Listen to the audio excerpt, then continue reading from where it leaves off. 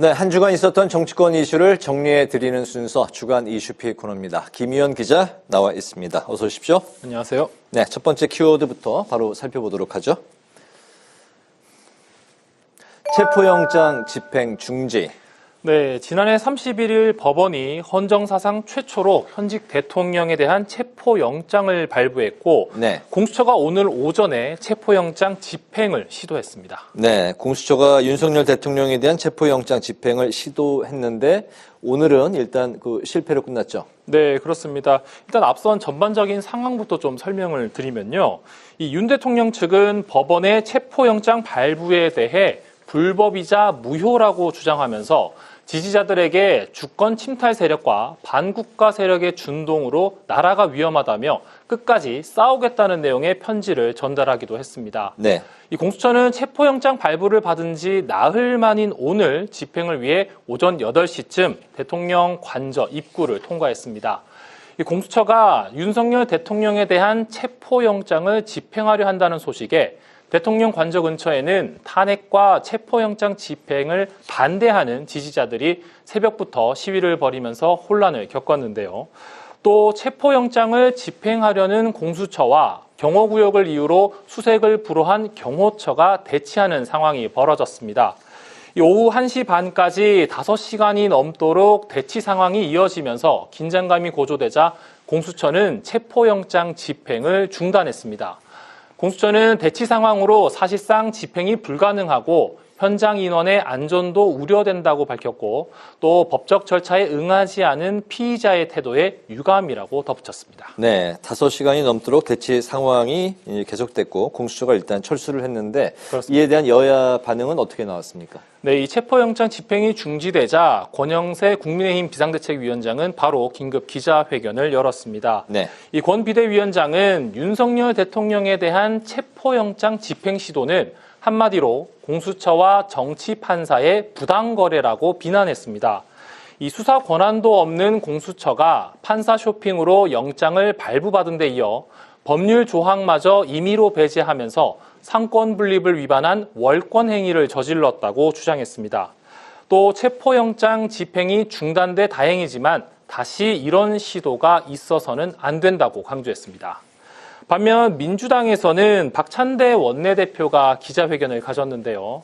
박 원내대표는 공수처의 체포영장 집행 중지에 대해 유감이고 내란 수괴인 윤석열 대통령의 구질구질함을 다시 한번 확인했다고 비난했습니다. 그러면서 나라의 위기 상황 타개를 위해 공수처는 즉각 윤석열 대통령 체포에 나서야 한다고 강조했습니다. 또 체포영장 집행을 방해하는 그 누구라도 공무집행 방해와 내란 공범으로 간주하고 현행범으로 체포해야 한다고 덧붙였습니다. 네, 이번 체포영장이 1월 6일까지 이제 일주일 동안 유효한 그런 상황이죠. 네, 맞습니다. 네, 두 번째 이슈픽 바로 가보겠습니다. 헌법재판관 8인 플러스 1. 근데 1 뒤에 물음표가 있네요. 네, 그렇습니다. 원래 이 헌법재판관은 원래 9인 체제인데 네. 이 중에 현재까지 이제 8인 체제는 완성됐고 나머지 1명에 대한 임명 여부를 두고 정치권에서 쟁점이 일어나고 있습니다. 네, 이제 앞서 8인 체제를 완성하는 것도 그 과정이 쉽지는 않았어요. 네, 그렇습니다. 그동안 헌법재판소는 이제 재판관 6인 체제로 운영하면서 3명이 공석인 상황이었습니다. 네. 이 3명 모두 국회 추천 몫이었는데요. 이 여야는 1명은 국민의힘 추천으로 2명은 민주당 추천으로 하기로 합의까지는 했는데 네. 이때 이제 비상계엄 선포 사태와 대통령 탄핵 사태가 겹치면서 상황이 바뀌었습니다. 이 대통령 탄핵 심판 심리에 필요한 헌법재판관 정족수는 모두 7명인데 1명이 부족한 상황에서 국민의힘은 한덕수 전 대통령 권한대행이 사법부에 대한 인사권을 행사하는 것은 바람직하지 않다며 국회 인사청문회를 보이콧했습니다. 반면 민주당은 헌법재판소 9인 체제와 탄핵심판 심리를 위해 단독으로 인사청문회를 진행했습니다.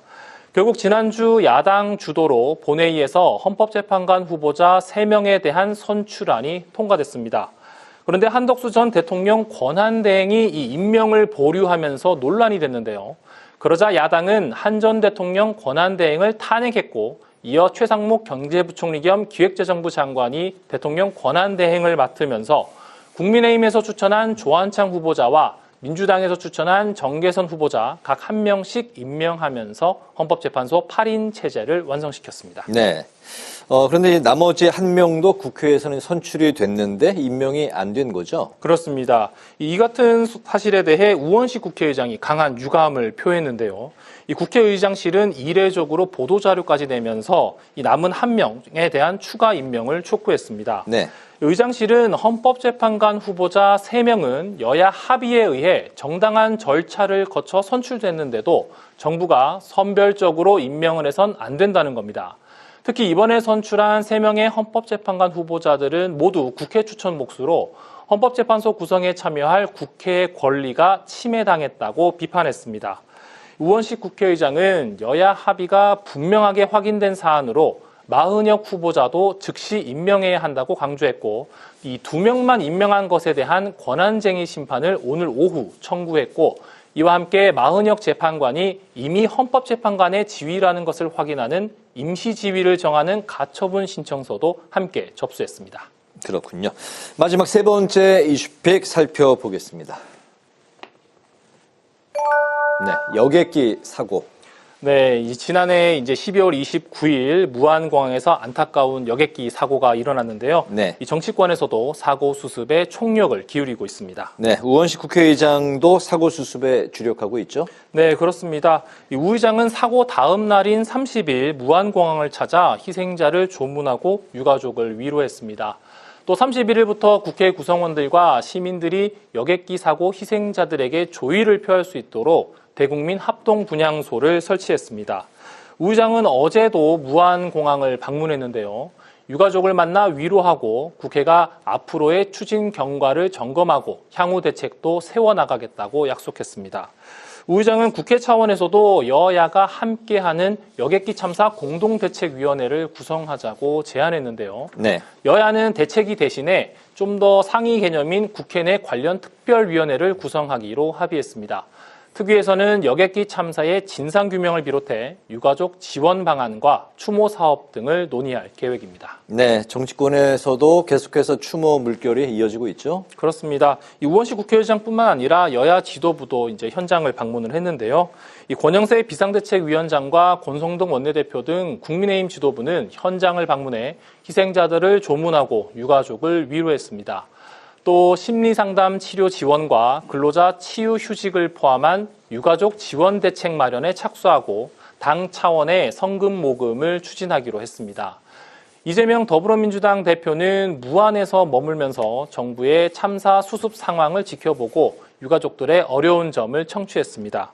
민주당은 여객기 사고 피해자 지원과 재발 방지 등을 위해 1229 항공참사 특별법 제정을 추진할 방침입니다. 네, 주간 이슈픽은 이제 여기까지 들었는데 오늘 오후 4시 반에 시작된 성남 야탑동의 상가 큰 불이 또 걱정이네요. 네, 그렇습니다. 야탑동에 있는 이 8층짜리 복합 상가 건물에서 이제 말씀하신 대로 오후 4시 30분쯤 불이 났습니다.